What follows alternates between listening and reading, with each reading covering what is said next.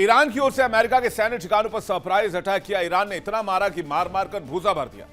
Iran ने middle east में तैनात अमेरिकी सैन्य ठिकानों पर कई बैलिस्टिक मिसाइल दागी। ईरान ने जॉर्डन के अमेरिकी बेस पर मिसाइल दागी और संकेत दिया, मैसेज दिया कि ईरान अभी भी बदले के मूड में है। ईरान खामोश नहीं रहने वाला है। तस्वीर जो इस वक्त आप देख रहे हैं, ये ईरान में अमेरिकी एयरबेस पर 5 बैलिस्टिक मिसाइल ईरान ने जिस अमेरिकी सैन्य बेस पर हमला किया था उसकी तस्वीर इस वक्त आप देख रहे हैं। और ये तस्वीर आप देखिए, रात के अंधेरे में जब एक एक करके अचानक से आसमान से मिसाइलों की बारिश होने लगी जॉर्डन में, जिससे पूरा इलाका दहल गया। ईरान ने मैसेज क्लियर कर दिया है कि ईरान नहीं रुकेगा। अमेरिका चाहे जितना भी जोर लगा ले, चाहे वो बेंजामिन नेतन्याहू को मीटिंग के लिए क्यों ना बुला ले, ये जो हमला था ये साफ तौर पर बताता है कि किस तरह से ये हमला बेंजामिन नेतन्याहू की मीटिंग को देखते हुए लिया गया, ये एक्शन लिया गया। क्योंकि बेंजामिन नेतन्याहू के साथ मीटिंग करके डोनाल्ड ट्रंप कड़े एक्शन की तैयारी का मैसेज देना चाह रहे थे, लेकिन ईरान ने कह दिया मीटिंग कर लो, प्लान बना लो, लेकिन ईरान मारता रहेगा। और इसलिए इसकी टाइमिंग बहुत इंपॉर्टेंट है। ईरान ने अमेरिकी बेस पर 5 बैलिस्टिक मिसाइल फोड़ा और खतरे को ध्यान में रखकर अमेरिकी बेस और जॉर्डन की ओर से 10 पैट्रियट इंटरसेप्टर दागे गए और उसको न्यूट्रलाइज किया गया। अमेरिका ने कहा है कि पहले ईरान ने खुद बातचीत का रास्ता अपनाने को कहा, और जब अमेरिका ने ईरान पर हमला रोक दिया तो ईरान अमेरिकी बेसों को टारगेट कर रहा है। लेकिन दुनिया जानती है कि अमेरिका ने जंग इसलिए रोका क्योंकि उनके इंटरसेप्टर्स का स्टॉक खत्म हो रहा है। उधर ईरान के Islamic revolutionary guard corps IRGC ने दावा किया है कि उसने जॉर्डन में अमेरिकी एयरबेस और सेंट्रल कमांड सेंटर पर कई बैलिस्टिक मिसाइलें दागी हैं। IRGC ने कहा कि हमला अमेरिका की ओर से ईरान के खिलाफ जारी सैन्य कार्रवाई के जवाब में किया गया है। उधर ईरान के प्रॉक्सीज, उनका एक्सेस ऑफ रेजिस्टेंस, हूती लड़ाके, वो भी पीछे नहीं है। हूती ने लाल सागर में एक और सऊदी के जहाज पर हमला कर दिया और उसे डुबा दिया और कहा कि लाल सागर और बाब अल मंदेब से सऊदी अरब, इजराइल, अमेरिकी सहयोगी देशों के जहाज नहीं जाएंगे। सिर्फ उन्हीं देश के जहाज जाएंगे जो न्यूट्रल हैं, जो इस जंग में शामिल नहीं या अमेरिका से कनेक्ट नहीं है। अब हम आपको इस वॉर से जुड़ी 4 इंपॉर्टेंट तस्वीर दिखाते हैं। पहली तस्वीर, ईरान अपने 5 बैलिस्टिक मिसाइल से जॉर्डन में अमेरिकी बेस पर हमला करता है। दूसरी तस्वीर, अमेरिकी बेस की ओर से पैट्रियट मिसाइलें दागी जाती हैं और मिसाइल को इंटरसेप्ट किया जाता है। तीसरी तस्वीर, हूती के लड़ाकों पर सऊदी के एक जहाज पर हमले का आरोप लगता है और ये जहाज डूब जाता है। चौथी तस्वीर इराक की, जहां पर सेंटकॉम और सऊदी मिलकर इराक के PMF को निशाना बनाते हैं, जो कि एक ईरानी समर्थित समूह बताया जाता है। यानी साफ तौर पर अभी आप इस चारों तस्वीर को एनालाइज करेंगे तो खाड़ी में बारूदी बवंडर की तस्वीर नजर आती है। ईरान ने एक और जॉर्डन में हमला किया तो बदले में सऊदी और सेंटकॉम ने मिलकर इराक में हमला कर दिया। इराक के पॉपुलर मोबिलाइजेशन फोर्सेस ने दावा किया कि अमेरिका और सऊदी अरब की ओर से किए गए हवाई हमले में उसके कम से कम 20 लड़ाकों की मौत हो गई और 32 घायल हो गए। और यह हमला तब हुआ जब देर रात सभी सैनिक सो रहे थे। आसमान में लड़ाकू विमान आए और एक साथ कई मिसाइल PMF के ठिकानों पर दागे। PMF ने कहा कि रात में चुपचाप किए गए हमले में मरने वालों की संख्या और बढ़ सकती है और यह हमला निंदनीय है। यह कायरतापूर्ण है। पीठ पर इस तरह का हमला करना ठीक नहीं है। संगठन के मुताबिक सऊदी और अमेरिका ने मिलकर बगदाद, वासित, नीनवे, बसरा, किरकुक, करबला और दियाला समेत 7 प्रांतों में कई ठिकानों पर हमले किए। इन हवाई हमलों में इमारतें, सैन्य वाहन, अन्य उपकरणों को भी नुकसान पहुंचा है। कई आम नागरिक भी मारे गए हैं। इराक ने इस मामले में जांच की बात कही और कहा जो भी दोषी होंगे इससे इस घटना का बदला लिया जाएगा। अब जब जंग में सऊदी की पूरी तरीके से एंट्री हो चुकी है, उसने अमेरिका का साथ देना शुरू कर दिया और ईरान के खिलाफ जंग छेड़ दी है, तो समझ लीजिए कि सऊदी वर्सेस ईरान का फ्रंट खुल चुका है और इसका दायरा कितना बड़ा होगा यह कल्पना करना भी मुश्किल है। चलिए ग्राफिक्स के जरिए आपको दिखाते हैं कि सऊदी और अमेरिका ने इराक में कितनी तबाही मचाई है। ईरानी प्रॉक्सी समूह पर हमले का आरोप लगा है। सेंटकॉम और सऊदी मिलकर इराक पर हमला कर रहे हैं। इराक के पॉपुलर मोबिलाइजेशन फोर्स पर हमला किया। हमले में 20 से ज्यादा जवान मारे गए हैं, 32 घायल हुए हैं। बगदाद, वासित, नीनवे, बसरा, किरकुक, करबला, दियाला में हमला हुआ है। हमलों में कई इमारतें, सैन्य वाहनों के नुकसान की खबर है। अब इस PMF को भी जान लीजिए, यह इराक का एक अर्धसैनिक बल है। पूरा नाम है पॉपुलर मोबिलाइजेशन फोर्स या फिर अल हश्द अल शाबी। इसे 2014 में बनाया गया। ISIS से लड़ने के लिए इसे आधिकारिक तौर पर इराकी सरकार ने बनाया था और ये इराकी सरकार के अंडर ही काम करती है। इसके पास आज के समय में करीब 2 लाख लड़ाके हैं। इसमें कई मिलिशिया ग्रुप भी शामिल हैं। कई बड़े ग्रुप ईरान समर्थित माने जाते हैं। प्रमुख ग्रुप जो है वो बद्र ऑर्गेनाइजेशन है, कताइब हिजबुल्लाह है, असाइब अहल अल हक है, कताइब अल इमाम अली है, सराया खुरासानी है। अब हमला क्यों हुआ? अमेरिका का आरोप क्या है? अमेरिका इनमें से कई गुटों को ईरान का सपोर्टर मानता है। अमेरिका पहले ही इन ग्रुपों को बैन कर चुका है। सऊदी अरब भी इन ईरानी प्रॉक्सी को खतरा मानता है। सऊदी का आरोप है कि अरामको तेल कंपनी पर जो हमला हुआ था वो इन्हीं लोगों ने प्लान किया था। अमेरिकी सैनिकों को निशाना भी बनाया, ड्रोन हमला भी किया और इसी वजह से सऊदी और अमेरिका ने मिलकर पीएमएफ पर अटैक कर दिया। अब सवाल यह कि पीएमएफ खामोश रहेगा क्या? जिसके पास 2 लाख की फौज हो, चुप क्यों बैठेंगे? ऐसा तो नहीं कि आप मारकर आगे सामने वाला खामोश रहेगा, नहीं। अब समझिए कि ईरान के प्रॉक्सी जब सऊदी और अमेरिका ने हमला किया तो इस पर पीएमएफ बदला लेगा, जिसकी कल्पना ना तो सऊदी ने की होगी और ना ही अमेरिका ने की होगी। हो सकता है कि पीएमएफ सऊदी के हर ठिकाने को निशाना बनाए। हो सकता है कि हूथी जो है वो लाल सागर में सऊदी के जहाजों पर हमले बढ़ा दे, अमेरिकी बेस को टारगेट करे। इसके अलावा खाड़ी देशों में अमेरिकी कंपनियों पर भी हमले होंगे। इसके अलावा ईरान इस पर क्या शांत रहेगा? ऐसा भी नजर नहीं आता। उसकी जिस धरती पर यह हमला हुआ यानी इराक, क्या वो शांत बैठेगा? यह भी नहीं हो सकता। हो सकता है कि इस घटना के बाद ईरान इराक साथ आ जाए, क्योंकि इराक को भी 2003 के हमले का बदला चाहिए। 2003 में अमेरिका ने इराक पर एक खतरनाक मिसाइल होने का हवाला देकर अटैक कर दिया था। ईरान के प्रॉक्सी पर वार करने का मतलब होता है कि ईरान से सीधे पंगा मोल लेना। सऊदी ने तो दोनों कर दिया, एक साथ ईरान के 2 प्रॉक्सी से पंगा लिया और इसलिए माना जा रहा है कि सऊदी से ईरान सीधे जंग में आ सकता है। उसके सैन्य ठिकाने, उसकी कंपनियों को निशाना बना सकता है। यानी अब हूती और पीएमएफ के अलावा ईरान भी सऊदी को निशाना बना सकता है, सऊदी पर हमला कर सकता है।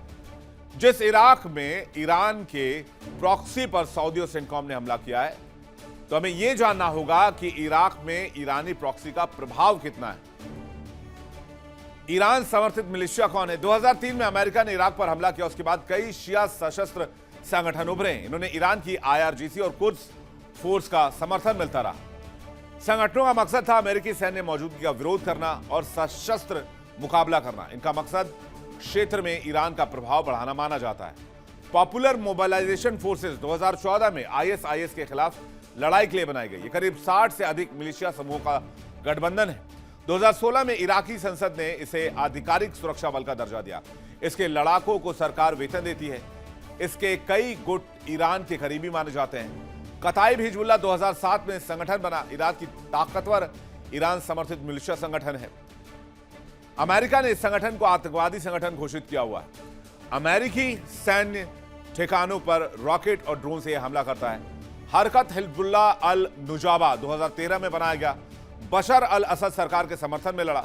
बाद में इराक में ISIS के खिलाफ भी सक्रिय रहा। यह भी ईरान समर्थित प्रमुख मिलिशिया ग्रुप है।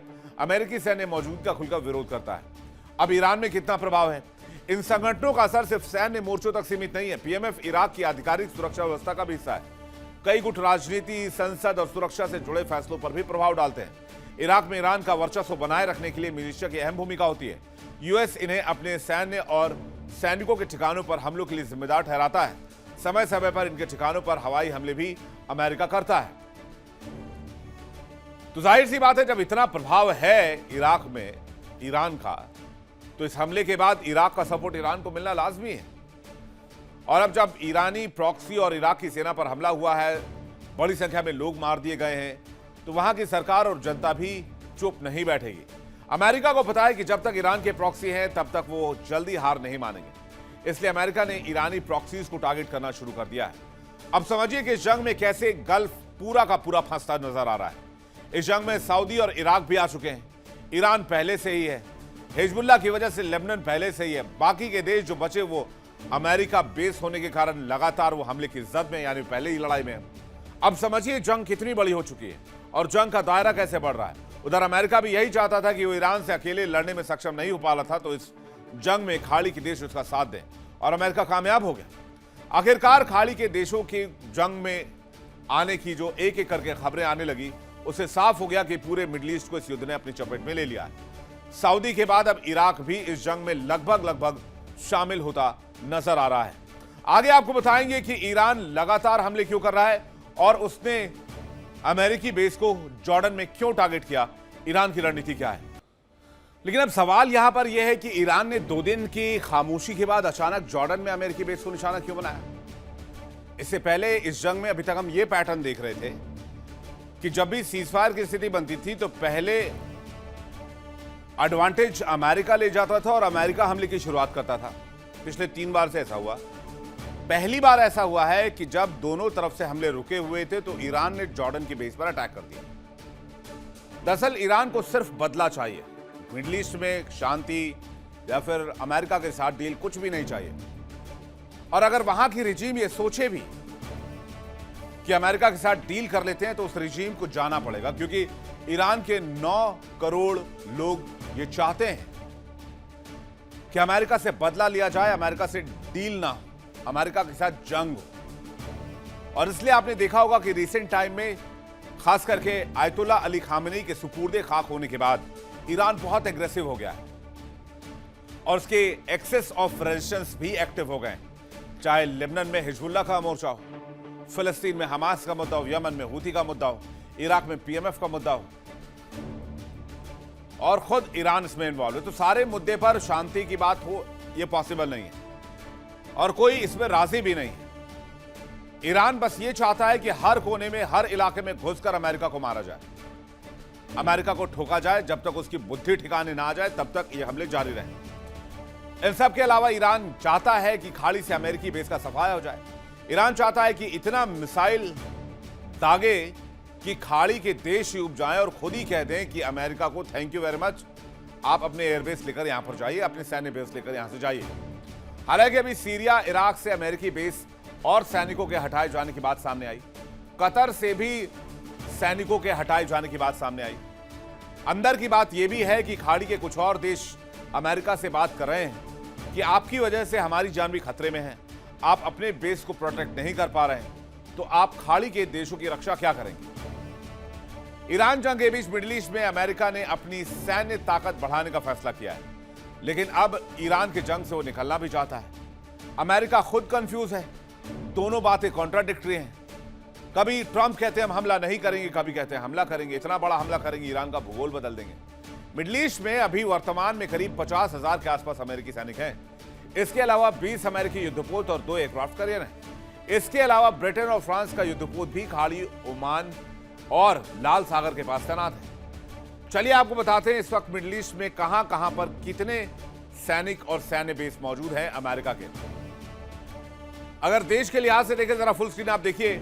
कुवैत में 13,000 से ज्यादा सैनिक तैनात हैं कैंप आरिफ जान में। कतर में 10,000 से ज्यादा सैनिक है अल उदेद एयरबेस पर।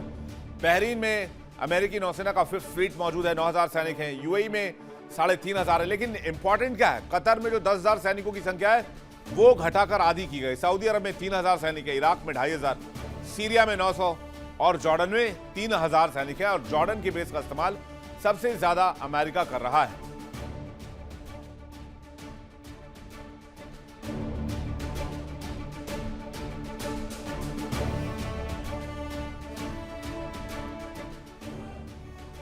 अमेरिकी सैन्य बेसों को हटाने के साथ साथ ईरान अपने नेता आयतुल्ला अली खामेनी की मौत का बदला चाहता है।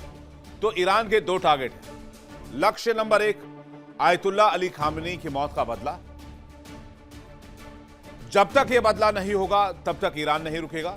और लक्ष्य नंबर 2, अमेरिकी बेस का मिडिल ईस्ट से सफाया, या इसको ऐसे भी देख लीजिए कि अमेरिकी वर्चस्व का खाड़ी से खात्मा। ईरान की जनता भी यही चाहती है। ईरान अपने प्रॉक्सी पर एक्शन का भी बदला चाहता है और इसी वजह से ईरान ने इस बार पहले हमला करने का फैसला किया। जंग में ईरानी प्रॉक्सी खुलकर मैदान में आ चुके हैं। ईरानी प्रॉक्सी की वजह से, भौगोलिक स्थिति की वजह से आज तक ईरान जंग में टिका हुआ है, जबकि 5 महीने में अमेरिका इतनी दूर आकर लड़ाई लड़ते लड़ते थक चुका है, हांफने लग गया है। ईरान के सबसे प्रमुख प्रॉक्सी और ईरान समर्थित सशस्त्र संगठन, जिन्हें ईरान एक्सेस ऑफ रेजिस्टेंस कहता है, वो भी जंग में पूरी तरीके से आ चुके हैं और इसी की वजह से ईरान अब और आक्रामक दिख रहा है। ईरान के कौन कौन से प्रॉक्सी इस जंग में आ चुके हैं, किस किस इलाके से आ चुके हैं, वो भी आप देख लीजिए। हिजबुल्लाह जो कि लेबनान में है, ईरान का सबसे ताकतवर और सबसे पुराना प्रॉक्सी माना जाता है। 1982 में गठन हुआ IRGC की मदद से खड़ा किया गया। इसराइल के खिलाफ रॉकेट मिसाइल गतिविधियों में सक्रिय रहता है। यमन के हूथी लड़ाके, यमन का शिया विद्रोही संगठन है, लाल सागर में जहाजों पर हमले के लिए माना जाता है। सऊदी अरब और इसराइल के खिलाफ लगातार कार्रवाई कर रहा है। सऊदी के 4-5 जहाजों को ये लाल सागर में अभी रिसेंटली पिछले एक हफ्ते में डुबो चुका है। हमास जो कि गाजा का संगठन है, फिलिस्तीनी संगठन है, ईरान से अलग अलग समय पर वित्तीय और सैन्य समर्थन मिलता रहा है और इसराइल को लगातार टारगेट करता है। पॉपुलर मोबिलाइजेशन फोर्स जिसके ऊपर सऊदी और अमेरिका ने हमला किया, ये इराक में मौजूद है। इस गठबंधन के भीतर कई ईरानी समर्थित गुट सक्रिय हैं। कताइब हिजबुल्लाह, असाइब अल्लाह अल हक, हरकत अल नुजबा, बद्र ऑर्गेनाइजेशन, ये गुट इराक में अमेरिकी ठिकानों और उनके जुड़े प्रॉक्सीज पर अटैक करता है। देखिए इंडिया डेली 24/7 अब आपकी स्मार्ट टीवी पर। इंडिया डेली मौजूद है सभी डिजिटल प्लेटफॉर्म पर लाइव और लगातार। इंडिया डेली 24/7 हर दिन राष्ट्र को समर्पित।